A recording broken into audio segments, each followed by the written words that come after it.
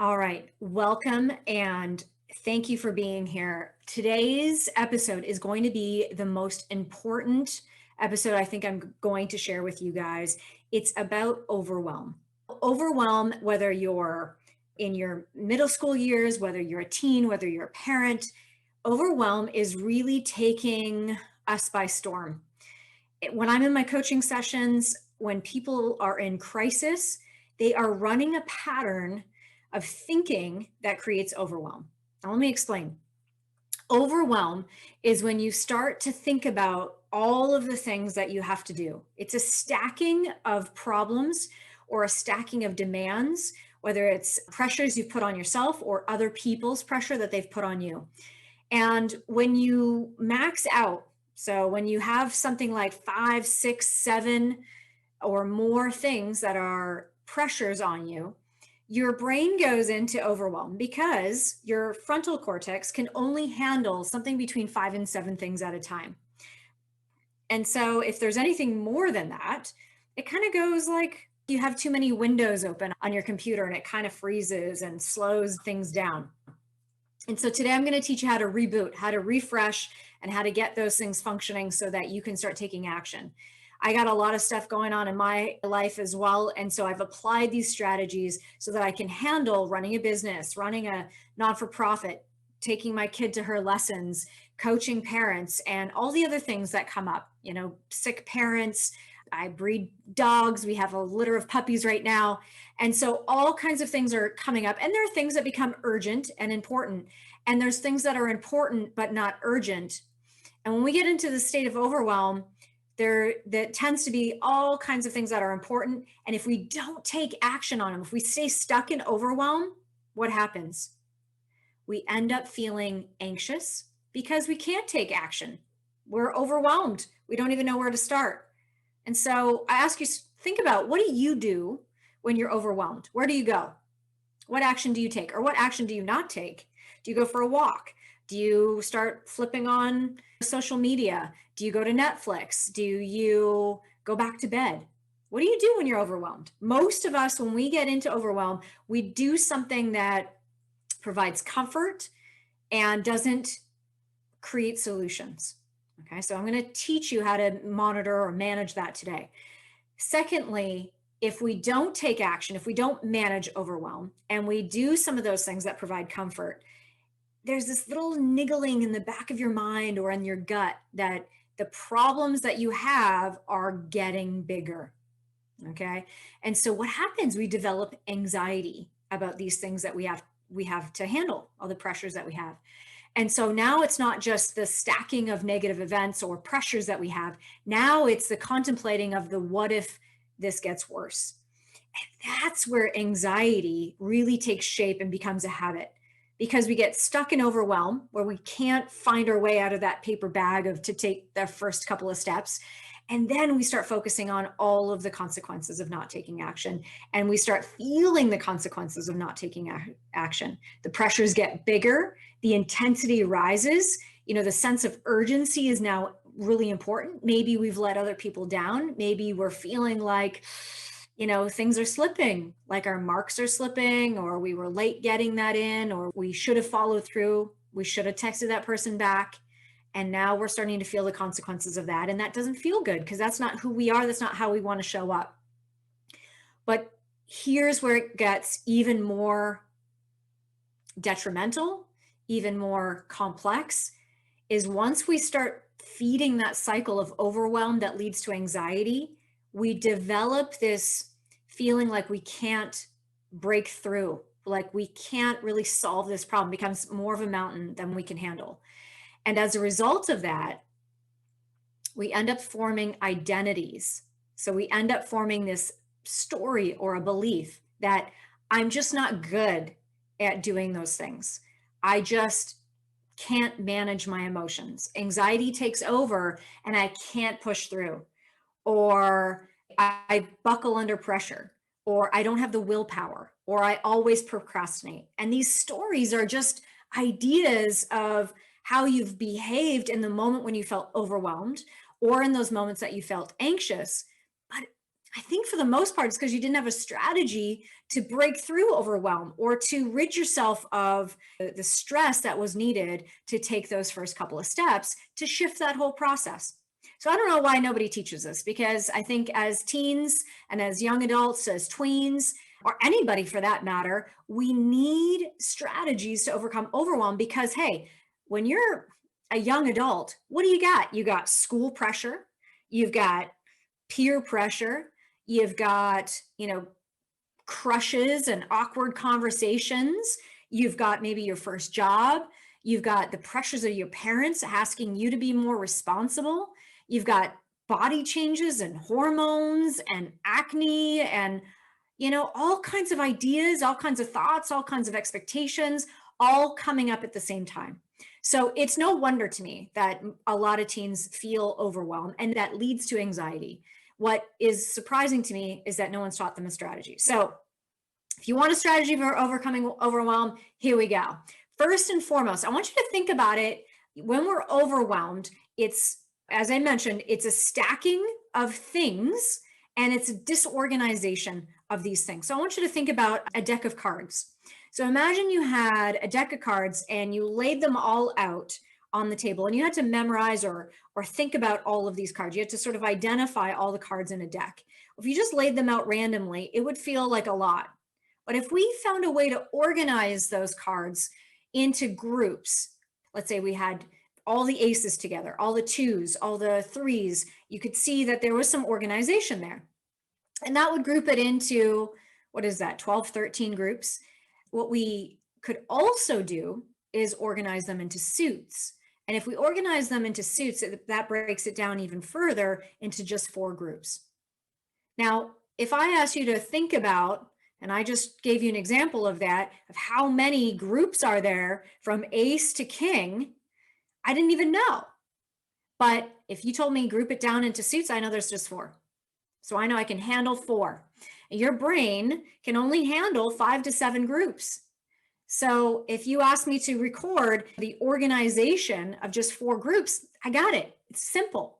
It's how the best memorizers, it's how the most strategic thinkers work. In fact, when you see someone that's really advanced in their thinking, they have a way of grouping things to organize them so that they can think about them clearly in each of the groups.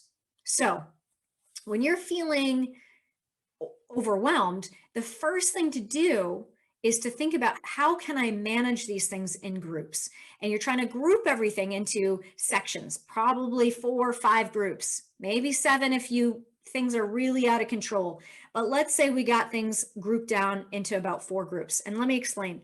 Let's say you have chores to do at home. You got to clean your room. You've got an assignment due.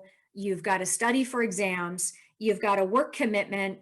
You've got a friend's birthday, and you've got this friend group of texts that are going on and some miscommunication, and some people are a little bit upset. You got that you got to deal with. And your brother's being a pain in the butt, and he's kind of getting under your skin. You got all those things happening all in the same day. So you're feeling overwhelmed, and I got to study for my test, but all these other things are happening. Number 1, we got to group it. So we're going to make a list of all the things that are bothering you, and then we're going to put them into groups. So I just told you the list. What are the groups? We got schoolwork, we got friends, we got home expectations, and we got our job expectations. Okay, so 4 groups. Then we go, okay, those are the 4 groups. We just kind of organized it. Now we have to think, what is most important? Out of all those 4 things, what are the most important things that we got to handle? Now, some things are going to be easy to handle, or that require the least amount of thought or the least amount of effort or maybe the least amount of time. And usually, not always, but usually those things are the things that capture our attention, the things that get our time, and that prevent us from actually taking action on the things that are really important. So if you gave me that list, I would assume that your exams and your assignments are your number 1 priority. So you go, okay, that's something that needs to be handled, and it needs to be handled today.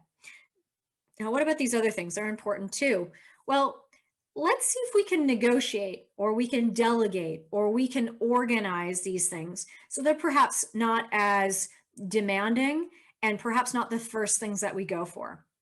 So after we've made that list and we've grouped them into things, we begin to prioritize. And as we prioritize, we go, okay, the most important thing here is my exams. So I'm going to put that into my I'm going to say I need 4 solid hours for my exams. I got to clean my room at some point, and I got to text my friends at some point about this problem. And I got to call in to work, and I'm going to ask if I can switch a shift with someone.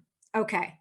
For those 4 hours to be in the zone, how can I get there? Can I settle some of these things? Can I negotiate with my parents to clean my room tomorrow? Can I have a conversation with my brother or my friends to say, like, hey, I'm offline for a couple of hours. I'll get back to you guys so that I can completely, be in the zone for studying? Or do I need to handle that right now and promise myself that I'm only going to give it 10 minutes or 15 minutes, because I have to create a boundary there, a deadline, so that I have the time that I need for my priorities? Okay. So it's make a list, group that list, decide what's most important. Don't get hooked by what's easy unless you can get it cleared off your plate and out of the way in like 10 or 15 minutes. And then make a decision to get into the zone. And when you get into the zone, you're just start to take action. You're like, okay, now that I've got that out of the way and I've, set some boundaries and I've been clear, I'm going to clean my desk. I'm going to get out my textbook. I'm going to pop up that program. I'm going to start going through my notes. And again, you can use this strategy of chunking to really organize your thought process while you're studying. You can think of the different modules, the different aspects that you need to focus on. And if you can bring it into 4 or 5 groups of things, it's going to be easy for you to keep in the zone and stay out of overwhelm. Okay. Now, I keep saying getting into the flow or getting into the zone. What does that mean? When your brain is focused on one thing, okay, like studying for my science exam, you can get into the zone where time disappears. Now, I know we'd prefer to have time disappear painting or playing music or, working out or being with our friends. But being in the zone is how your brain begins to absorb information, it begins to learn, and it functions on all cylinders. So if you can be focused on one thing, it's similar to the brainwaves of meditation. It's your genius zone. If you talk to anyone who's really great at, academically or strategic thinking, they get into the zone and they're focused on one thing and one thing only. They don't have their Snapchat, buzzing away. They're not listening to Netflix in the background. They're not trying to do 2 or 3 things, at once. They're not in a coffee shop with all kinds of distractions while they're studying, unless they're really good at complete tunnel vision while they're there. Okay. They reduce the distractions and they get into the zone and they start to dive in. And it's not just that you're being quiet and focused. It's that a part of your brain, your subconscious or unconscious, is responsible for learning and absorbing information and creating and allowing you to memorize or remember and put together these things. So the sequence of events that allow you to really fully create learning. So when you're in the zone, learning is stimulated and absorbed. So you get into that test later, you're going to be able to recall information far easier because you were in the zone while you were studying. Okay. Now the zone doesn't have to just be in studying. It could be you're in the zone doing your workout. You're in the zone practicing a sport. You're in the zone playing your guitar. You're in the zone being with a friend, connecting with them, right? Any of those things are important. If you're not fully present, you're splitting yourself, you're splitting your focus.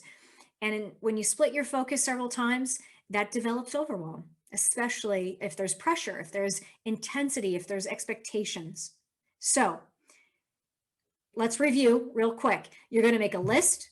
You're going to group those things into a list. You're going to prioritize what's most important and know that you're going to take action on the things that are most important.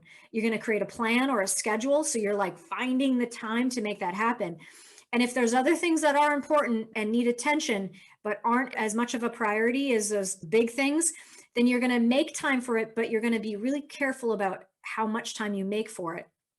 and you're going to just start taking action. Sometimes just taking one foot in front of the other, or opening your book, or turning on your computer and pulling things up. Once you've got your brain organized with those chunks, is all you need to begin taking action. If you allow yourself into overwhelm without having any of those things set up, you might end up just sitting there staring at a blank screen, or you might try to push yourself, but it's not landing, it's not being absorbed because there's too many other things rattling around in your brain. All right. So I'm going to send you off to practice that. If you have questions, there's always the what ifs. Sometimes we have tons of things that are a priority. Sometimes we don't know how to balance that. Feel free to shoot me an email. I coach people all the time on how to make sense of some of these things or how to group it even more specifically. If you need help, I'm here for you. All right. Take care. And I hope that was helpful. Catch you on another episode.